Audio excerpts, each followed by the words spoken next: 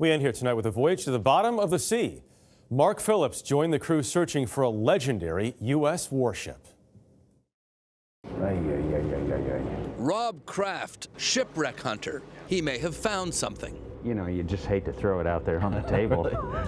He's aboard the research vessel Petrel, hundreds of miles from anywhere in the South Pacific, searching for an American war grave that has been lost for 77 years. Here we go. His tools, the latest technology, an underwater drone that scans the ocean floor 3.5 miles down. Enemy planes scored several hits on the Hornet. The USS Hornet was an aircraft carrier involved in the crucial 1942 battle for Guadalcanal. It would be her last battle. 140 of her crew were killed that day. The rest were ordered to abandon ship before she went down. But where exactly? This is needle in a haystack country is what you're talking about. Yeah, absolutely. Rob and the crew have to guess where to search, using the rough positions reported by other ships at the time. Let's start breaking it in nice and slow. The drone resurfaces. Its hours of recorded images show mile after mile of empty seabed, until... How about in the top left? What does that look like? That looks suspiciously like a ship. To find out if it's the ship, they launch another tool, a remote-controlled sub with live cameras. ROV going subsea. It dives 17,000 feet down through a dark, strange world where a ghost ship emerges. This is it. This is Hornet. This is Hornet. This is Hornet. Well done. The actual fact that you can find these ships is mind-boggling to me. Richard Nowatzki was an 18-year-old gunner on the Hornet that day. He's 95 now. We set up a video link from the ship to California so he could see the Hornet again, even the gun he was on. Does it seem like a familiar place? Yes, it does. I used to stand on the right side of that gun. If you go down to my locker, there's $40 in it. You can have it. Silent guns, the hangar deck, discarded clothing, a wash kit, testaments to those who had fought and died here. There were a lot of them, and young guys. You realize that you could be a dead person, you know. I want to thank you for honoring me with this way. But it is those who found the Hornet who are honored, and a memorial, a lost grave, now has a place. Mark Phillips, CBS News, in the South Pacific. Mobile, Alabama is rediscovering a painful past. Omar Villafranca tells the story of America's last slave ship. Along the Mobile River, Ben Raines took us to the spot where a dark piece of American history, buried deep in the mud, found the light of day. Here now we have the whole story, and the ship tells the story. And it's a real object. And this is the vehicle that brought these people and stole their lives from them. Raines began his search for the Clotilda using historical documents, including the captain's journal. Last year, he pulled up pieces of a ship. Scientists confirmed it was the Clotilda. There's no more sinister slave story than this one. It was about a bet. In 1860, importing new slaves to the U.S. was a crime, but Alabama plantation owner Timothy Mayer wagered he could break the law and get away with it. He sent the ship to West Africa, which returned 2 months later with 110 slaves. Once unloaded, he ordered the captain to burn the vessel to cover up the crime. Joe Womack and Cleon Jones are from Africatown, the Mobile community settled by the Clotilda's freed slaves. They didn't find an old slip. They found history. These were strong people, strong-willed people. And that's what came to America. Many direct descendants of the Clotilda slaves still live in Africatown, where today they gathered to hear the details of the discovery. Yes, it is Clotilda. It was covered up and everything else, but now it's real. It's not my story.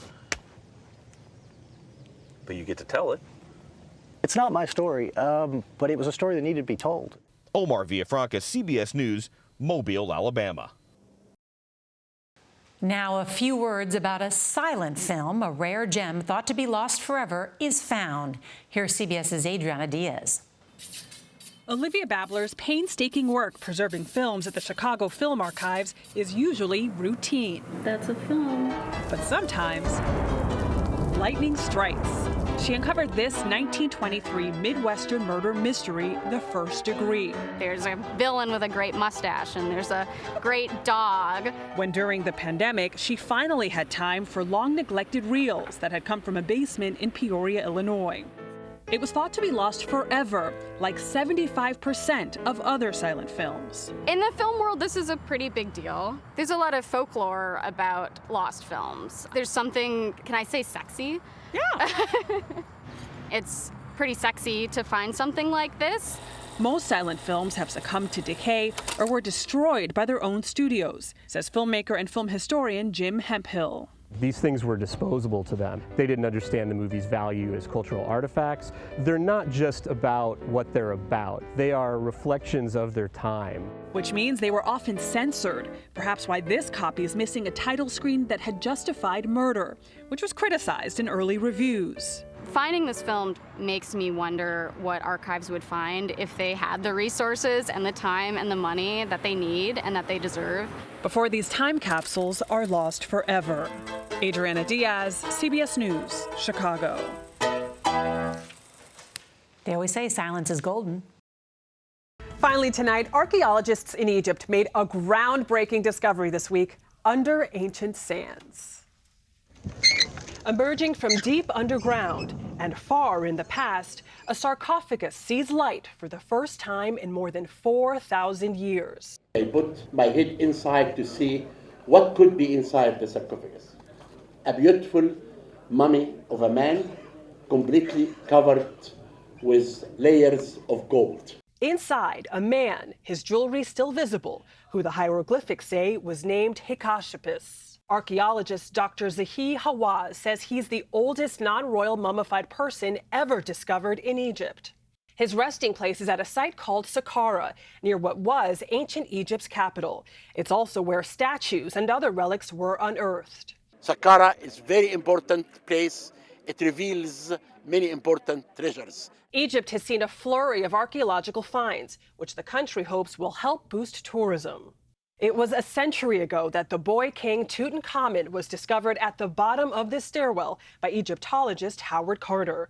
King Tut died around 1324 BC. Hikashipus was roughly 1,000 years older. Archaeologists say he's no royal, but the way he was buried signals his importance. And after thousands of years sealed away, he's made history.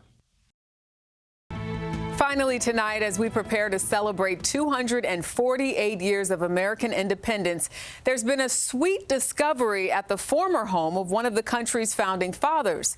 CBS's Scott McFarland in Mount Vernon, Virginia, shows us the unexpected and juicy find.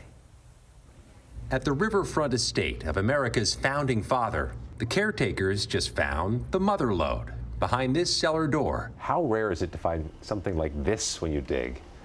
This is a once-in-a-lifetime discovery. It's extraordinarily rare. Along the Potomac River at George Washington's Mount Vernon estate, archaeologists were working on an expansion of the historic site, which was a major plantation once tended by enslaved people. And their jaws dropped when they found these, nearly 3 dozen dirt-covered glass bottles, buried 250 years ago beneath Washington's home. Inside, well-preserved, still intact, cherries and berries from the Washington plantation, likely picked for baking or booze making, marinating for a quarter of a millennium in water inside the bottles caked in clay. And they seem pretty well preserved to you? The cherries are incredible. Mount Vernon director Doug Bradburn says the bottles were undisturbed, covered just years after their burial by flooring for a cellar during an expansion of the estate in the 1700s. It's extraordinary to find these under the floor. I mean, this is under a paved floor in Washington's cellar. And so they were completely forgotten at the time, but there they are, laid out like a mini regiment. These are real survivors, but it's also a testament to the way that they were preserved by the enslaved folks that did this entire process. Archaeologist Jason Burrows says an enslaved woman named Doll oversaw the estate's kitchen. We think of her as one of the first early American cooks. Burroughs says they dropped a scope camera into the bottles before using gentle suction devices and narrow spoons to remove the cherries. These have been preserved for over 250 years. That's them right there. We certainly didn't want to damage them now. Just 15 miles outside the nation's capital, Washington's home has been a draw to hundreds of thousands of visitors each year who trek to see the artifacts of America's first president. So Mount Vernon's been a pilgrimage site for Americans since George Washington was alive. These authentic things can really connect people to the past in a way that helps your imagination. Operators of the historic site hope to preserve and put some of this on display by America's 250th birthday, July 4th, 2026. A fitting honor for the man who not only famously chopped down a cherry tree, but founded a nation. Scott McFarland, CBS News, Mount Vernon, Virginia. Antarctica's thinning ice glaciers have raised alarms about the urgency of climate change and offered researchers new depths for exploration. In tonight's In Depth, CBS's Dave Malkoff takes us under the ice where scientists discovered a new world. This is a part of our planet never seen, an undersea world that's been unknown. Scientists aboard this international research vessel were on a January mission to the Antarctic Ocean. They were already encountering strange creatures like this incredibly rare phantom jelly. But the trip was about to get way more exciting. So this ice shelf broke, and the scientists went to investigate what was underneath. The team was 57 miles away when a chunk of ice the size of Chicago calved into the ocean, revealing seafloor that had never been accessible to humans. So they monitored the ice over satellite and raced there in one day to lower a submersible robot more than 1,000 meters deep into the ocean to explore the area. Dr. Patrícia Esquete of Portugal was the lead scientist on board. How long was it until you started seeing things that humans have never seen before? Almost immediately. The first thing we saw was a huge sponge with a crab on it. That's already quite amazing, because one question that we had is, will there be any life at all under an ice shelf? Sponges take a very long time to grow, and to get this big, scientists say this world must have been locked away in the darkness, thriving under the ice possibly for centuries. How in the world does anything exist when there's no energy getting down there for them to eat? Where is that energy coming from? That's one of the things that we are aiming to figure out and to study and to research from now on. It could be ocean currents bringing in the nutrients. Dr. Jyotika Vermani is the executive director of the Schmidt Ocean Institute. They sponsored the dive that saw this purple and orange crinoid. They also saw what looks like a golden palm tree, but that's actually a starfish relative. Well, I know that they have found at least 6 new species confirmed, but I think there's many more yet to be analyzed.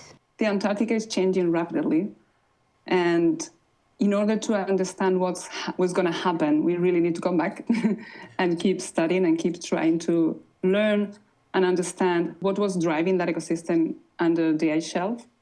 Because Schmidt Ocean Institute makes all of its research open access, this door to a new section of our ocean is now open for other scientists to explore. Dave Malkoff, CBS News, Santa Monica.